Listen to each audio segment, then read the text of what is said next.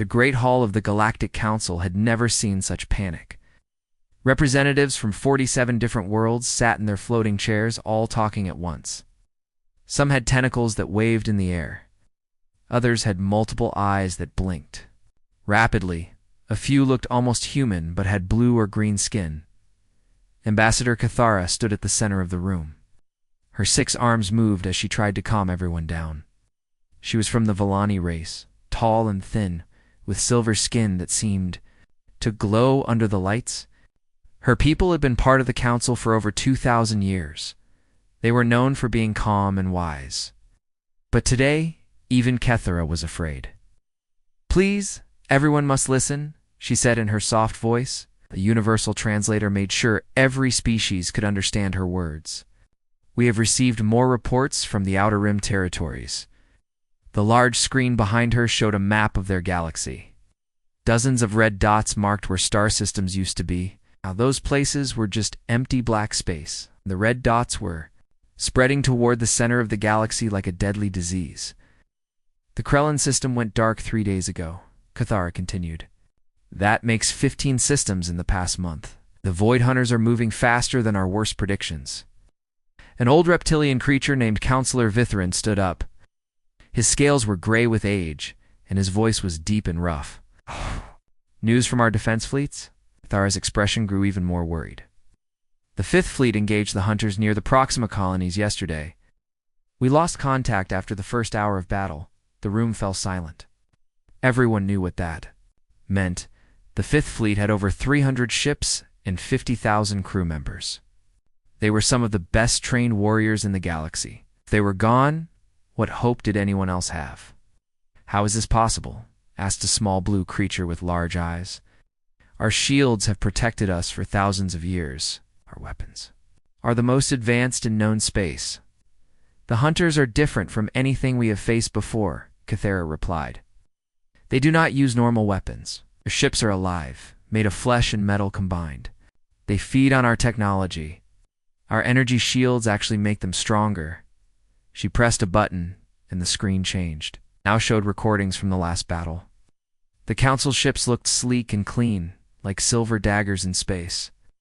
But the Hunter vessels were nightmares. They looked like giant insects or sea creatures with tentacles and teeth. When the Council ships fired their energy weapons, the Hunter ships absorbed the power and grew larger.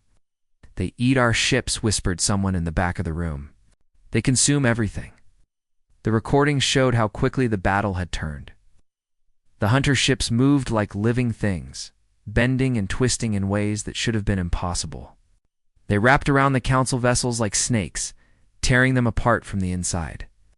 Within minutes, the proud fleet was nothing but floating debris. "Our scientists estimate we have 6 months before they reach the core worlds," Cathara announced. "Maybe less if they continue to accelerate their advance." The core worlds were home to over 2 trillion beings. They were the heart of galactic civilization, where art and science and philosophy had flourished for millennia. The idea of losing them was too terrible to imagine.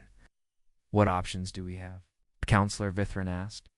"We have tried everything," Cathara said sadly. "Diplomatic contact fails because the Hunters do not communicate. They only consume. Military force is proven useless. Our best scientists cannot find a weakness in their biology. We are facing extinction."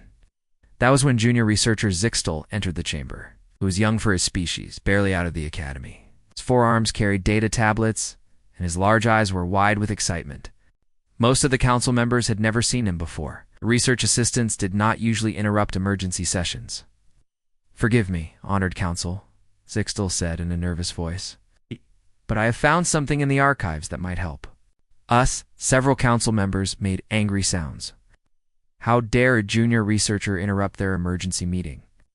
But Cathara held up one of her hands for silence. She had worked with Zixtal before. He was young, but very smart. "What have you discovered?" she asked. Zixtal activated his data tablet and the main screen changed again. This time it showed a star map of a remote sector, marked with warning symbols and quarantine beacons. "I was searching the restricted archives for any information about species that might help us fight the Hunters," he explained. "Most of our member races evolved on peaceful worlds. They developed technology and civilization without major conflicts. But I found records of one system that was different. The screen zoomed in on a small yellow star with several planets orbiting it. Warning labels covered the display in multiple languages. Extreme biological hazard, quarantine enforced, contact prohibited. This is Sector 7 Alpha, also known as the Sol System, Zixtal continued. It has been under strict quarantine for over 3,000 years. The dominant species of the third planet was classified as too dangerous for contact. What makes them dangerous? Asked Counselor Vithrin. Zixtal's fingers moved across his tablet, bringing up more files. Their world is what our scientists call a death world. Almost everything on the planet evolved to kill something else. The dominant species, called humans, survived by becoming apex predators. The screen showed images that made several council members look away. There were creatures with massive teeth and claws, poisonous plants and deadly insects, storms that could destroy cities and diseases that killed millions. The planet looked like a nightmare. How did any intelligent life survive on such a world? Someone asked. By becoming more dangerous than everything else, Zixtal replied. The humans fought constant wars against their environment and each other. They developed weapons and tactics that our military experts called terrifyingly creative. They were quarantined not because they were primitive, but because they were too violent for civilized contact. The chamber erupted in debate. Some council members thought the idea was insane. How could a quarantined species help them when their own advanced civilization had failed? Others pointed out that desperate times called for desperate measures. What is their current technological level? Cathar asked. Zixtal checked his files. The last survey was conducted 500 years ago. At that time, they had achieved nuclear weapons and basic spaceflight. Our monitoring stations detected continued development, but we maintained the quarantine distance. So they are still primitive compared to us, Counselor Vithrin said dismissively. Perhaps Zixtal replied, but they have something we do not. They have spent their entire evolution learning how to kill things that were trying to kill them. Every human alive today is descended from survivors of the most hostile environment in known space. The debate continued for hours. Some argued that contacting a quarantined species would violate their most sacred laws. Others insisted that laws meant nothing if everyone was dead. The hunters were less than 6 months away from the core worlds. Traditional solutions had failed completely. Finally, Cathara called for order. We must vote, she announced. All in favor of breaking quarantine and requesting aid from the humans of Earth. The vote was close, but desperation won over tradition. By a margin of 3 votes, the Galactic Council agreed to make contact with the Death World species they had feared for 3 millennia. As the session ended and the council members returned to their ships, Zixtal remained behind with Cathara. She looked tired and worried. Do you really think they can help us? She asked. The young researcher looked at the images of Earth still displayed on the screen. Storms and predators and warriors locked in eternal conflict. It was the opposite of everything the council valued. I do not know if they can save us, he said quietly. But I know that everything else we have tried has failed. Maybe it is time to see what Deathworlders can do. Commander Jake Morrison was drinking his 3rd cup of coffee when every screen in NORAD went completely white. He had been reviewing satellite reports from the night shift, checking for anything unusual in Earth's orbit. It was supposed to be a quiet Tuesday morning in Colorado. Then the impossible happened. Every computer monitor, every tablet, every phone screen in the entire facility displayed the same message at exactly the same time. The words appeared in perfect English, as if someone had written them specifically for humans to read. Greetings, humans of Earth. We are the Galactic Council, and we require your assistance. Jake dropped his coffee mug. The hot liquid splashed across his desk, but he barely noticed. Around him, other officers and technicians stood frozen, staring at their screens. The message continued, scrolling across every display. Your species has been under protective quarantine for 3,000 of your years. We apologize for this isolation, but it was deemed necessary for galactic stability. However, Our civilization now faces extinction from an enemy we cannot defeat. We need your help?" Jake grabbed his secure phone and started dialing, but the line was busy. Everyone was trying to call someone. Within minutes, his phone rang instead. "Morrison here," he answered. "Jake, this is General Peterson at the Pentagon. Are you seeing what we're seeing? Do you mean aliens asking for help? Then yes, sir. Get to Washington immediately. The president is calling an emergency meeting. And Jake, bring your best people." The message had appeared on every electronic device on the planet at the same time. Cell phones in Tokyo, computers in London, televisions in São Paulo. The entire world received the same message in their local languages. The aliens had somehow learned every human language and delivered their request perfectly. Dr. Lisa Park was in her laboratory at MIT when her research computers suddenly displayed the alien message. She was a xenobiologist, someone who studied the possibility of life on other worlds. For years, she had written papers about what alien contact might look like. She had never imagined it would happen like this. Her phone rang almost immediately. "Dr. Park, this is the White House. The president needs you in Washington within the hour." 2 hours later, Lisa sat in a secure conference room deep beneath the Pentagon. Round the table were some of the most important people in America. Military commanders, scientists, diplomats, and intelligence officers. At the head of the table sat President Elena Rodriguez. "Ladies and gentlemen," the president began, 3 hours ago, humanity learned we are not alone in the universe. Question now is what we do about it. The alien message had continued with more details. They explained that Earth was located in something called Sector 7 Alpha, surrounded by warning beacons that kept other species away. The aliens called themselves the Galactic Council and claimed to represent dozens of different worlds. "Want to meet with us?" reported Secretary of Defense Williams. "They've provided coordinates for a location in space near the moon. They say they will send a ship there in 72 hours. "What do we know about their military capabilities?" asked General Peterson. "According to their message, they're losing a war," Jake replied. He had been promoted to mission commander for the contact team. They say their enemy has destroyed multiple star systems and their fleets can't stop them. Dr. Park leaned forward. "If they're telling the truth, then we're dealing with a civilization far more advanced than ours. They're asking us for help, which means they think we have something they need." "What could we possibly have that they don't?" the president asked. "Experience with violence," Jake said quietly. "Their message mentioned that we were quarantined because we were too dangerous. Maybe that's exactly what they need now." The decision was made to send a team to meet with the aliens. Jake would lead the mission as military commander. Dr. Park would handle scientific analysis. Captain Ben Hayes, one of NASA's most experienced pilots, would command their spacecraft.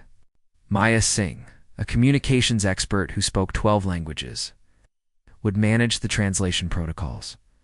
Their ship was the New Horizon, originally designed for Mars missions, but hastily modified for this unprecedented journey. As they launched, from Cape Canaveral, Jake looked down at Earth through the small window. Blue oceans, white clouds, green and brown continents. It looked so peaceful from space, but he knew better. Every human alive was descended from survivors of the most competitive environment in the galaxy. The alien ship was waiting for them exactly where they said it would be. Jake had expected something sleek and metallic, like the spacecraft in movies. Instead, the alien vessel looked like a floating city made of crystal and light. It was at least 10 times larger than anything humans had ever built. "My God," whispered Captain Hayes. "How do they make something that big fly?" A beam of light reached out from the alien ship and gently pulled the New Horizon into a docking bay. The humans put on their spacesuits and prepared to meet beings from another world. The docking bay was enormous, actually large enough to hold 50 ships the size of theirs. The air was breathable according to their sensors, but they kept there, helmets on just in case, as they walked down the ramp from their ship. They saw their hosts waiting for them. Ambassador Cathara was tall and thin, with silver skin that seemed to glow with its own light. She had 6 arms and large eyes that showed intelligence and curiosity. Behind her stood several other beings that looked nothing like humans or each other. One looked like a giant lizard walking upright. Another resembled a blue octopus with legs. "Welcome, humans of Earth," Cathara said. Her voice came through their helmet communicators in perfect English. "I am Ambassador Cathara of the Villani. We are grateful that you accepted our invitation." Jake stepped forward and removed his helmet. The air smelled strange but clean. "I'm Commander Jake Morrison. This is our team. Before we go any further, we need to know if what you told us is true." Cathara gestured for them to follow her. They walked through corridors that seemed to be made of living crystal. Soft lights moved through the walls like slow lightning. Everything was beautiful but alien. They entered a large room with a curved ceiling that showed stars. In the center was a holographic display that showed their galaxy. Red dots marked dozens of star systems, and Jake could see they were spreading toward the center like a infection. "This is the current situation," Cathara explained. "The red markers show systems that have been consumed by the Void Hunters. Each represents billions of lives lost." Dr. Park studied the display carefully. "How long has this been going on?" "The attacks began 18 months ago in the Outer Rim territories. At first, we believed it was a natural disaster or perhaps a disease. When we discovered the truth, we sent our finest fleets to stop them." The display changed to show recordings of space battles. Jake watched as sleek alien warships engaged enemies that looked like nightmares. The hunter vessels were organic, covered in tentacles and teeth. They moved like living creatures, bending and twisting in impossible ways. "Our energy weapons seem to make them stronger," Cathara continued. "They absorb the power and use it to grow larger. Our shields cannot protect us from their attacks. They tear through our ships like they are made of paper." Maya watched the recordings with growing horror. "How many people have you lost?" "Conservative estimates suggest over 50 billion deaths so far. The hunters do not take prisoners. They consume everything: ships, technology, and all living beings on the planets they attack." Captain Hayes studied the tactical display. "About ground forces? Planetary defenses?" "Oh. The hunters do not invade planets in the traditional sense. They consume them entirely. The planets become part of their ships, adding to their mass and power." Jake felt a chill run down his spine. These aliens were facing something that could literally eat entire worlds, and they were asking humans for help. "Why us?" he asked. "You have technology we can't even understand. Your ships are bigger than our cities. What could we possibly do that you can't?" Cathara was quiet for a long moment. When she spoke, her voice was sad. "Because we have forgotten how to fight for our lives. My people achieved peace over 2,000 years ago. We have not experienced real war for longer than your entire recorded history. The same is true for most council species." She gestured to the battle recordings. "We have weapons, but we do not understand warfare. We have soldiers, but they have never faced an enemy that wants to kill them. When our people see the hunters, they freeze in terror or try to negotiate. The hunters do not negotiate. They only consume." Dr. Park was taking notes on her tablet. "You think we can help because we've never stopped fighting? Your species has survived on a world where everything tried to kill you. You have fought wars for resources, territory, and survival. You understand concepts that we have forgotten: tactics, sacrifice, and the will to do whatever is necessary to protect what you love." Jake looked at his team. They were all thinking the same thing. Earth's history was filled with violence and conflict, but that violence had made humans strong. Every war, every battle, every struggle for survival had taught them lessons that these peaceful aliens had never learned. "Show us everything you know about these hunters," Jake said. "Their biology, their tactics, their weaknesses. We'll need time to study this information and consult with our leaders." 3 weeks after first contact, Earth looked like a completely different planet. Jake Morrison stood on the deck of the aircraft carrier USS Freedom, watching as workers welded armor plating to fighter jets. The ocean around him was filled with ships from every nation on Earth, all working together for the first time in human history. The world had changed overnight when President Rodriguez announced the alien threat to the United Nations. Every country that had been enemies just days before were now allies. Russia sent their best submarines. China provided manufacturing capabilities. Europe contributed advanced technology. Even the smallest nations offered what they could. Commander Morrison called Admiral Kate Sullivan as she walked across the deck. She was a tall woman with gray hair and sharp eyes who had spent 30 years in the Navy. "The President has put me in charge of converting our naval forces for space combat. I need your opinion on something." Jake followed her to a planning room where holographic displays showed ship designs. These were not the sleek vessels that humans had imagined for space travel. Instead, they looked like floating fortresses covered in armor and weapons. "The aliens gave us their ship specifications," Admiral Sullivan explained. "Their vessels are beautiful, but they break easily when damaged. Our engineers think we can build something different. Uglier, but much harder to kill." The designs showed ships that looked more like submarines than spacecraft. They had thick armor plating, multiple backup systems, and weapons mounted everywhere. Jake smiled as he studied them. They looked exactly like something humans would build. "The aliens use energy weapons that the hunters can absorb," Admiral Sullivan continued. "So we're going with kinetic projectiles. Basically, we're putting giant machine guns on spaceships." Dr. Lisa Park arrived at the Pentagon that same morning. To find chaos, scientists from around the world had gathered to study the alien technology and biology samples. The basement levels had been converted into research laboratories where teams worked around the clock. Dr. Park called Dr. Alex Chen, a biochemist from Stanford. "We've made a breakthrough with the hunter specimens." Lisa followed him to a sealed laboratory where alien tissue samples were kept in special containers. The hunter biology was unlike anything on Earth. Part flesh, part machine, with neural pathways that seemed to extend beyond the physical body. "Watch this," Dr. Chen said as he activated a scanner. The hunter tissue began to glow, and patterns appeared on his computer screen. The neural networks aren't just biological, they're quantum entangled. Every hunter creature is connected to every other hunter across space instantly. Lisa stared at the data. "You mean they share a hive mind?" "Exactly. But here's the interesting part.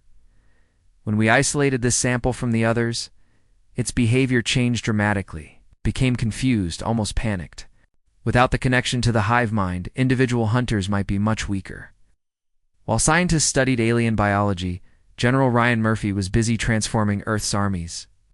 Military bases around the world became training centers where soldiers learned to fight in zero gravity and use weapons designed for space combat. "Listen up," Murphy shouted to a group of Marines at Camp Pendleton. "Everything you know about warfare still applies, but now we're fighting in 3 dimensions. The enemy can come from above, below, or any direction around you." The Marines were practicing with new weapons that fired solid projectiles instead of energy beams. The bullets were made of dense metals that could punch through alien armor. More importantly, they couldn't be absorbed by the hunters like energy weapons could. Captain Linda Brooks had volunteered for the most dangerous assignment. She was training teams of Marines for boarding actions against hunter ships. While other species ran away from infected vessels, humans were planning to go inside them. "The aliens think we're crazy for wanting to board enemy ships," Brooks told her team. "They might be right. Someone has to go in there and plant the explosives. That someone is us." Her Marines wore specially designed armor that was completely sealed against the alien environment. They carried weapons that worked in vacuum and had backup systems for everything. If their main weapon failed, they had 3 more. If their armor was damaged, they had emergency patches. The Galactic Council watched Earth's transformation with amazement and growing concern. Ambassador Cathara met with Jake Morrison aboard the orbital station that had been quickly built to coordinate between human and alien forces. "Your species adapts faster than anything we have ever seen," she told him as they looked down at Earth. The planet was covered in lights from factories that worked day and night. "In 3 weeks, you have developed technologies that took us decades to create," Jake nodded. "We've had practice. Humans have been racing to build better weapons since we discovered fire. War has always driven our innovation. But at what cost?" Cathara asked. "Your people work without rest. Your children learn mathematics by calculating missile trajectories. Your art now focuses on military themes. You're becoming a civilization, built entirely for war. For now, Jake replied. But if we don't win this war, there won't be any civilization left to worry about. The first prototype human warship was ready for testing after 4 weeks of construction. The ship was called Terra 1, and it looked nothing like the elegant alien vessels. It was a blocky, gray monster, covered in armor and bristling with weapons. Captain Ben Hayes had been chosen to command the test flight. As he walked through the ship's corridors, he noticed how different it was from the alien vessel they had visited. Everything was built for function, not beauty. The walls were thick metal instead of crystal. The lights were harsh white instead of soft colors. She's not pretty, Hayes told his crew, but she's built to take a beating and keep fighting. Weapons tests took place in empty space far from Earth. Terra 1 fired its kinetic cannons at target drones while alien observers watched. The solid projectiles moved so fast they were invisible, but the explosions when they hit their targets were spectacular. Remarkable, said Counselor Vithrin, the old reptilian who had come to observe. Your weapons are so primitive, yet so effective. We had forgotten that sometimes the simplest solutions work best. Dr. Sarah Kim was working on the project that might change everything. She was a quantum physicist who had been studying the hunter-hive mind connection that Dr. Chen had discovered. In a laboratory beneath MIT, she was building a device that could disrupt quantum entanglement. If we can break their mental connection, she explained to a group of military officers, individual hunters should become confused and vulnerable. Think of it like jamming their radio communications, but at a quantum level. The device she was building looked like a large metal sphere covered in complex electronics. It would need to be placed near hunter ships to work, which meant someone would have to get very close to the enemy. The range is limited, Dr. Kim continued. Maybe a few thousand kilometers at most. But if it works, it could turn the tide of any battle. As Earth prepared for war, the hunters continued their advance through the galaxy. More red dots appeared on the galactic map each day. The aliens estimated that the enemy would reach the core worlds in less than 5 months, but something had changed in the can't. Hunter communications that Maya Singh's team was monitoring. The messages between hunter ships were different now. Out there was something in their transmissions that hadn't been there before. They're talking about us, Maya reported to Jake during their daily briefing. They call us the small predators and the ones who do not flee. I think they're starting to worry. Jake smiled grimly. Good. Let them worry. They've spent so long hunting helpless prey that they've forgotten what it's like to face a real predator. The first joint human-alien fleet was assembling near Jupiter. Human ships with their ugly, functional designs flew alongside beautiful alien vessels. The two types of ships looked like wolves running with deer, but they would fight together against a common enemy. Admiral Sullivan stood on the bridge of her flagship, the newly completed U.S. Defiance. Around her, officers from Earth worked side by side with aliens from a dozen different worlds. The universal translators made communication possible, but it was their shared determination that made them a real team. All ships report ready for departure, her communications officer announced. Sullivan nodded. Set course for the outer rim. It's time to show these hunters what happens when they threaten Earth's neighbors. As the fleet jumped into hyperspace, Jake Morrison remained on the orbital command station above Earth. He watched the planet below, where billions of humans continued their frantic preparations for war. Factories worked around the clock. Scientists pushed the boundaries of physics. Soldiers trained for battles unlike anything in human history. The peaceful aliens had awakened something in humanity that had been sleeping since the end of the last World War. They had reminded humans what it meant to fight for survival, not just against each other, but against extinction itself. The hunters had made a terrible mistake. They had threatened not just the galaxy, but Earth as well, and humans had never been good at backing down from a fight. The real war was about to begin. The first battle began at dawn on the planet Nexus Prime. Admiral Kate Sullivan stood on the bridge of the UES Defiance, watching her screens as the trap she had spent weeks planning finally sprung into action. Around her, human and alien officers worked together at control stations, their voices calm despite the magnitude of what they were about to attempt. "Hunter ships detected at the edge of the system," reported Lieutenant Commander Jackson. 47 vessels, moving in their standard feeding formation. Sullivan nodded. The hunters always attacked the same way. They surrounded a planet or space station, then slowly consumed everything while their victims panicked and fled. It had worked perfectly for over a year. Today would be different. "Are our people in position?" she asked. Captain Brooks confirms. Her boarding teams are ready on all 3 stations. Dr. Kim's quantum disruptors are fully charged and waiting for your signal. The hunter ships looked like nightmares as they approached Nexus Prime. Each vessel was the size of a city, covered in tentacles and organic armor that pulsed like a heartbeat. They moved through space like giant sea creatures swimming through dark water. Behind them came smaller ships that looked like parasites or infection spores. On the seemingly abandoned mining station Alpha 7, Captain Linda Brooks crouched in the darkness with her team of 20 Marines. They wore full combat armor and carried enough weapons to fight a small war. Around them, the station looked empty and helpless, exactly as they wanted it to appear. "Remember the plan?" Brooks whispered into her helmet communicator. "Let them board. Let them think they're in control. Then we show them what Marines can do in close quarters." The hunters took the bait perfectly. Their smaller ships attached to the station like ticks on a dog, cutting through the hull with organic tools that dissolved metal. Within minutes, hunter creatures were pouring into the corridors. Brooks had seen pictures of the aliens, but meeting them in person was different. They were worse than any nightmare. Some looked like giant spiders with too many eyes. Others resembled walking plants with thorns instead of skin.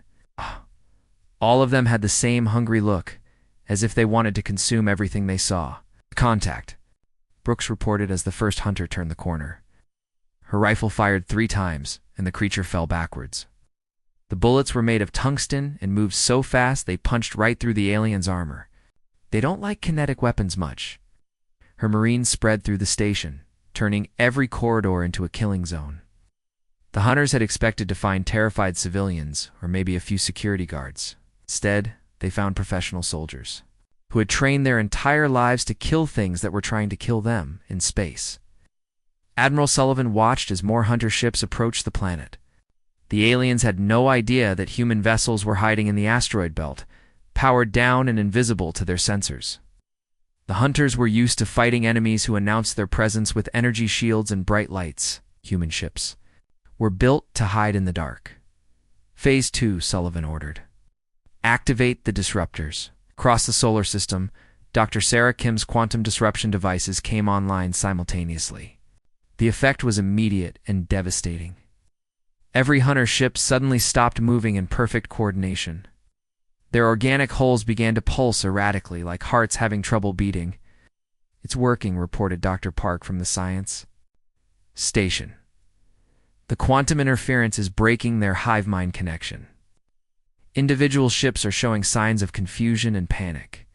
The hunter creatures that had been moving through the mining stations with perfect coordination suddenly began wandering in circles.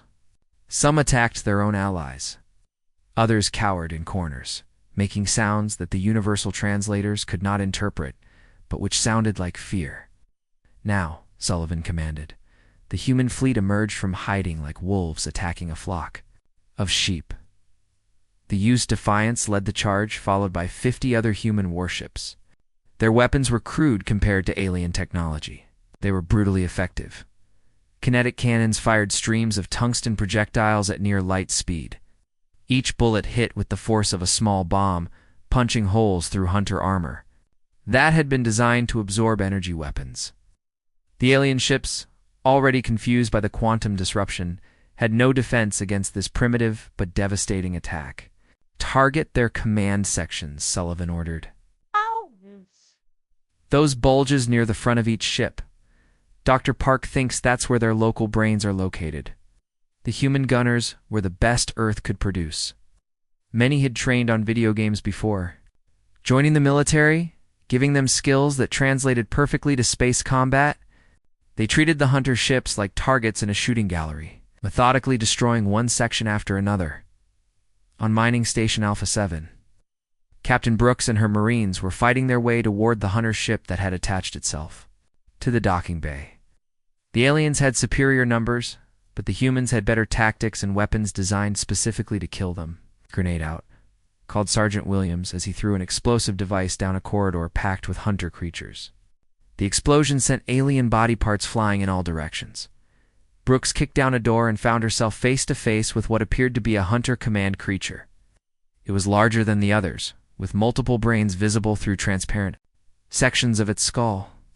The thing looked at her with what might have been intelligence or curiosity. "Sorry," Brooks said as she emptied her entire magazine into the creature. "Nothing personal." The hunter ship attached to the station began to convulse and die as its command creature stopped functioning. Without leadership, the remaining hunter creatures became even more confused and aggressive, but also easier to kill in the main battle. The tide had turned completely. Hunter ships that had seemed invincible just hours before were now floating dead in space. The few that remained functional were trying to retreat, but human ships were faster and more maneuverable. "Pursuit course," Sullivan ordered. "Don't let any of them escape. We need to send a message." The chase lasted for 3 hours. One by one, the remaining hunter ships were hunted down and destroyed. When the last alien vessel exploded in a cloud of organic debris, the battle was over. But the most important victory was not the ships they had destroyed. It was the message they had intercepted from the hunter hive mind. Maya Singh played the recording for the command staff as they gathered in the briefing room after the battle. The hunter communications were translated by their computers, but the emotions behind the words needed no translation. "Impossible," the message said. "The soft ones fight like the ancient devourers. They do not flee. They do not surrender. They hunt us as we hunt others." Another voice joined the transmission. "The small predators use weapons of metal and fire. Our ships cannot consume their projectiles. Our armor cannot stop their attacks." A third hunter voice, sounding panicked. "They board our vessels. They walk among us without fear. How can such weak creatures be so dangerous?" Jake Morrison listened to the recording with satisfaction. The hunters had spent so long terrorizing helpless civilizations that they had forgotten what real predators were like. Now they were learning. "They're afraid," Maya reported.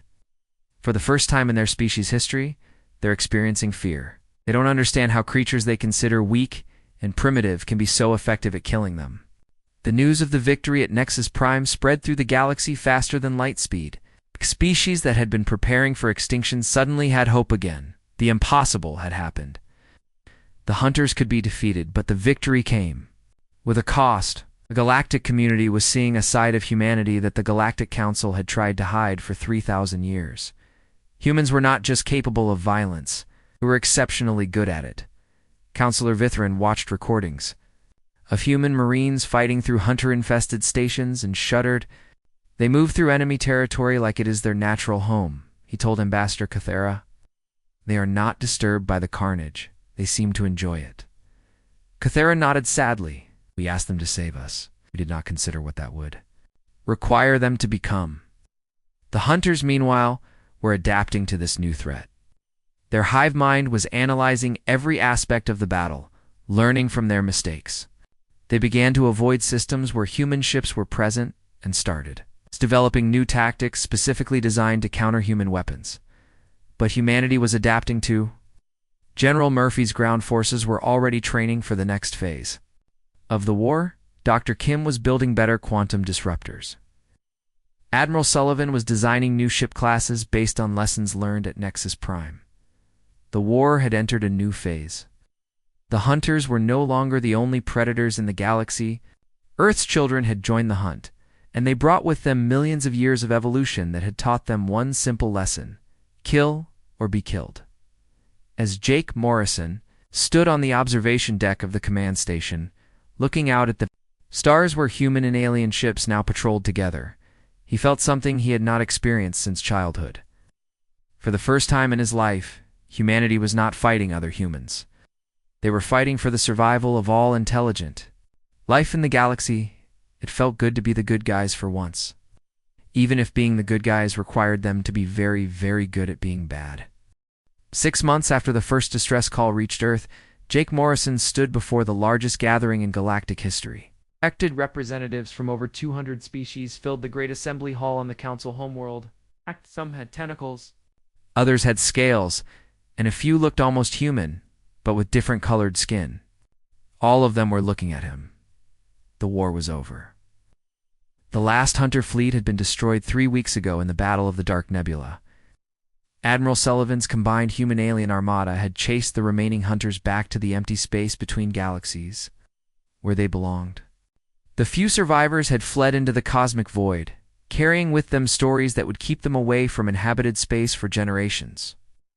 "Honored delegates," Jake began, his words translated instantly for species across the galaxy. "We gather today, not as conquerors and conquered, but as partners in a new age of galactic security." Behind him, holographic displays showed the transformation that had taken place. Where red dots had once marked destroyed systems, green lights now indicated human defense stations. Earth's children had spread across the galaxy, establishing military bases and training centers on dozens of worlds. Ambassador Cathara sat in the front row, watching the human commander with mixed emotions. Her people were safe now, but the galaxy had changed in ways she was still trying to understand. The peaceful civilization they had built over millennia was gone, replaced by something harder and more practical. "The Terra Defense Initiative will maintain rapid response fleets in all sectors," Jake continued. "Any species that faces external threats can request immediate military assistance. We ask nothing in return except the right to establish defensive positions and training facilities." The hall erupted in discussion. Some delegates were grateful for the protection. Others worried about having human military bases on their worlds. Everyone had heard the stories about human Marines and their unusual methods of warfare. Dr. Lisa Park now ran the Galactic Medical Research Institute, where human and alien scientists worked together to understand the biological weapons the Hunters had used. Her research had led to medical breakthroughs that saved millions of lives. But she had also helped develop new weapons that could kill more efficiently than anything previously imagined. "The Hunter toxins are completely neutralized by human immune systems," she explained to a group of alien doctors. "Apparently, growing up on a death world gives us resistance to biological weapons. We can synthesize antibodies for any species that needs them." Her laboratory was located on New Geneva Station, one of the orbital facilities that humans had built above peaceful alien worlds. The station looked like a combination of hospital and fortress, with medical bays next to weapons storage areas. It perfectly represented what humanity had become to the galaxy. Healers and warriors at the same time, Captain Linda Brooks was training the first class of alien Marines on the planet Kepler-7. The recruits came from a dozen different species, all volunteers who wanted to learn human combat techniques. Ow. Most of them had never held a weapon before the war began. "Combat is not about being the strongest or the fastest," Brooks told her mixed class of aliens. "It's about being smart, adaptable, and never giving up." Those are human traits, but they can be learned. A tall, blue-skinned recruit raised one of his forearms. "Instructor Brooks, why do humans prefer close combat when you have superior ranged weapons?" Brooks smiled. It was a question she got often. Because sometimes you have to look your enemy in the eyes to make sure they're really dead. And sometimes you need to show other enemies what happens when they threaten what you protect. The alien recruits looked uncomfortable, but they were learning. The galaxy needed protectors who understood that sometimes violence was the answer to violence. Humans were teaching them lessons their peaceful civilizations had never wanted to learn. Admiral Kate Sullivan now commanded the Galactic Defense Fleet from her flagship, the UES Terra. The ship was a mobile command center the size of a small city, equipped with the most advanced human and alien technology. Around her, officers from 50 different worlds worked together to keep the galaxy safe. Admiral reported her alien communications officer were receiving a distress call from the Outer Rim. Unknown raiders are attacking civilian transports in the Vega system. Sullivan nodded. "Dispatch the Third Fleet and remind them, no prisoners if the raiders won't surrender. We don't have time for lengthy trials." It was a harsh policy, but an effective one. Word had spread through the criminal underworld that attacking innocent civilians would bring swift and brutal retaliation from human forces. Piracy had dropped to almost zero in systems under Terra Defense protection. Dr. Sarah Kim had become the galaxy's leading expert on quantum warfare. Her disruptor technology was now standard equipment on all defense ships, and she was working on even more advanced weapons. Her laboratory on Earth was classified at the highest levels. But rumors suggested she was developing ways to disrupt the quantum fields that held matter together. The Hunters taught us something valuable, she told a secret meeting of human military leaders. Any enemy that relies on quantum entanglement for coordination can be defeated if you know how to break those connections. We're developing countermeasures against threats that don't even exist yet. Her work was controversial even among humans. Some scientists worried that her weapons were too powerful, capable of destroying entire star systems if used incorrectly. But the military argued that humanity needed every advantage they could get. The galaxy was vast. There were certainly other threats waiting in the darkness. Maya Singh had established the Galactic Communications Network, a system that allowed instant communication between human defense stations across the galaxy. Her teams monitored all interstellar transmissions, listening for signs of new threats or criminal activity. "We're picking up interesting chatter from the unexplored regions," she reported to Jake during their weekly briefing. Something about ancient machines awakening in response to the quantum disruptions we used against the Hunters. "It might be nothing, but we need to be ready for anything," Jake finished. "That's what we do now. We're the galaxy's insurance policy against things that go bump in the night." The cultural impact of human integration was visible everywhere. Alien entertainment now featured action movies with human-style heroes who fought against impossible odds. Alien children played games where they pretended to be human marines. Even alien food had changed, with spicy dishes becoming popular for the first time in galactic history. But there were also concerns. Some species worried that prolonged contact with humans was making their own people more aggressive. Crime rates had increased on worlds with large human populations. There were reports of alien teenagers joining human military academies instead of pursuing traditional peaceful careers. Counselor Vithrin expressed these concerns during a private meeting with Ambassador Cathara. "We asked them to save us," he said, his old voice heavy with worry. "But in saving us, they have changed us. My grandchildren watch human war movies and dream of becoming soldiers. Is this the price of survival?" Cathara looked out the window of her office at the bustling streets below. Aliens and humans walked together, worked together, and lived together. It was not the peaceful utopia her species had built, but it was not the violent chaos they had feared either. Perhaps, she replied, we needed to change.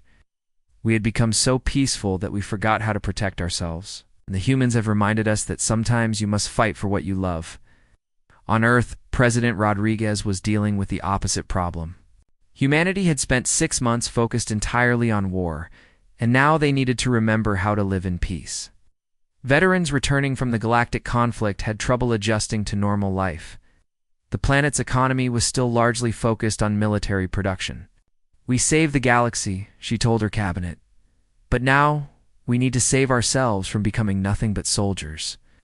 Jake Morrison faced similar challenges as he transitioned from war commander to peacetime administrator. The Terra Defense Initiative needed to maintain military readiness while also helping rebuild the damaged civilizations they had protected. Standing in his office aboard Terra Station, looking down at Earth through the large window, he thought about how much had changed. 6 months ago, humanity had been alone in the universe, worried about their own petty conflicts. Now they were the guardians of hundreds of worlds and trillions of lives. His communicator chimed with an incoming message from the Deep Space Monitoring Station.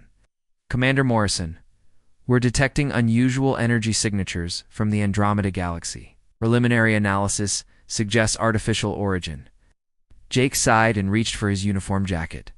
The war with the Hunters was over, but the galaxy was vast and full of unknowns. Somewhere out there, other threats were waiting. Other civilizations might need help. The predators might need to be reminded that Earth's children were watching. "Send the data to Admiral Sullivan and Dr. Kim," he ordered. "I'd prepped the 6th Fleet for long-range reconnaissance." "Looks like we're not done being heroes yet."